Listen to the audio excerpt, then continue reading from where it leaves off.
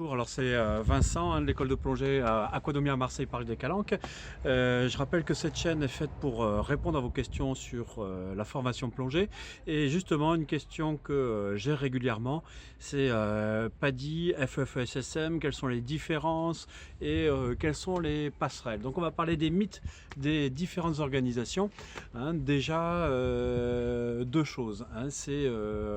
On compare PADI et FEFSSM en sous-entendant qu'il n'y a que ça qui existe dans le monde, mais ce n'est pas vrai. PADI, c'est le système américain, RSTC, Recreational Subaquatic Technical Council, qui regroupe toutes les organisations américaines et qui a fait un dénominateur commun des standards. Donc ces standards sont partagés par plusieurs organisations.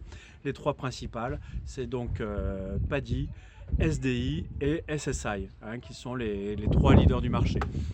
Ensuite, au niveau français, il y a plusieurs aussi organisations de plongée. Il n'y a pas que la FFSSM. La FFSSM, c'est la Fédération française d'études et de sports sous-marins, qui est la plus ancienne des organisations. Mais il existe aussi la FSGT, Fédération sportive et gymnique du travail, l'ANMP, l'Association nationale des moniteurs de plongée, qui délivre également des formations. Il existe aussi, par exemple, l'UCPA. Donc attention à ça, parce que généralement, j'ai des questions sur les diplômes fédéraux pour travailler en France. Ce n'est pas un diplôme fédéral qui va vous permettre de travailler en France, par exemple, mais un diplôme d'État, c'est encore autre chose. Alors maintenant, les différences entre FFSSM et PADI, ou plutôt entre les organisations françaises et les organisations américaines. On va dire que les organisations françaises se reposent sur le code du sport avec une gradation par niveau 1, 2, 3, 4 ou par module de compétences, plongeur encadré, plongeur autonome avec des PE 12, 20, 40, 60 ou des PA 12, 20, 40, 60. Donc ça c'est la première chose, donc niveau 1, 2, 3, 4 ou des PE-PA avec des contraintes de pratique qui s'appliquent à ce qu'on appelle la plongée sportive, c'est-à-dire la plongée relativement profonde, puisqu'avec un niveau 3 on peut aller jusqu'à 60 mètres, et de la plongée qui autorise de la décompression. Ça veut dire quoi? De la plongée qui autorise le fait qu'on puisse plonger suffisamment longtemps de manière à avoir des palier de décompression qui soit obligatoire, c'est-à-dire qu'on plonge sous un plafond de verre, puisqu'on n'a pas le droit de remonter à la surface avant d'avoir fait un stop qui va dépendre de la profondeur et de la durée de la plongée. Dans le système américain, on est dans un tout autre cadre. Dans le système RSTC, qui regroupe les organisations PADI, SSI et SDI, il s'agit donc de plongée loisir. Et on entend par là de la plongée qui s'effectue jusqu'à 30 mètres ou 40 mètres si les personnes ont la plongée profonde. La spécialité plongée profonde est toujours sans décompression. Ça veut dire qu'on reste dans la courbe de sécurité, c'est-à-dire des plongées qui permettent à n'importe quel moment de remonter, bien sûr pas à n'importe quelle vitesse, mais sans avoir à faire de palier obligatoire. Sachant qu'il est toujours recommandé de faire un palier de sécurité. Alors c'est ce qui va expliquer la différence des différents niveaux dans chacune des organisations.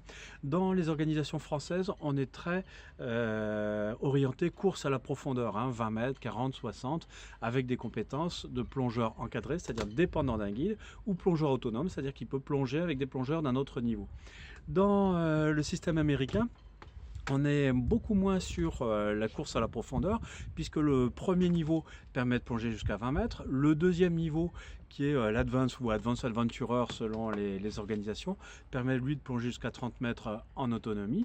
Et puis après, comme je disais tout à l'heure, il faut la spécialité plongée profonde pour plonger jusqu'à 40 mètres, mais toujours dans la courbe de sécurité, c'est-à-dire sans palier de décompression obligatoire. Donc les différents niveaux dans les organisations américaines, c'est ce qu'on appelle l'Open Water, ensuite l'Advanced ou Advanced Adventurer, le Rescue Diver, et enfin le premier niveau professionnel, le Dive Master, l'équivalent du niveau 4 dans les organisations françaises.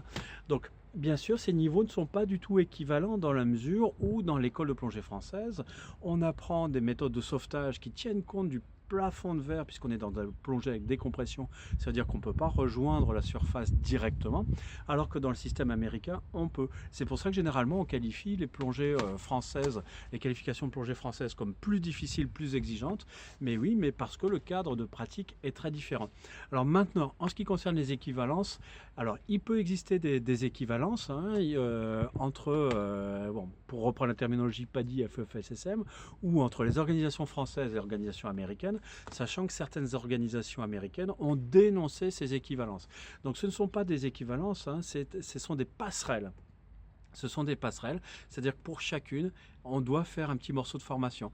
Donc pour aller de l'open water au niveau 1, pas de passerelle à faire, c'est considéré comme équivalent. Pour aller de l'advance ou de l'advanced adventurer au niveau 2, ben, il faut tenir compte justement de ce que j'expliquais sur la nécessité de faire des sauvetages qui tiennent compte d'un palier de décompression potentiel. Et donc c'est ces exercices que vous allez devoir faire qui nécessitent des compétences complémentaires, hein, puisque faire une remontée assistée à bonne vitesse en marquant un arrêt dans la zone des 3 à 5 mètres, c'est pas si facile que ça.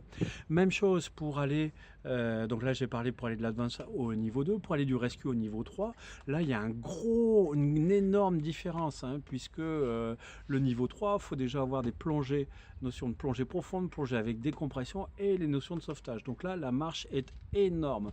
Enfin pour le Dive Master, pour aller du Dive Master vers le N4, eh bien, il faut bien sûr passer par le N3, voire le N2, tout dépend de votre expérience, et puis ensuite faire les compléments de formation nécessaires.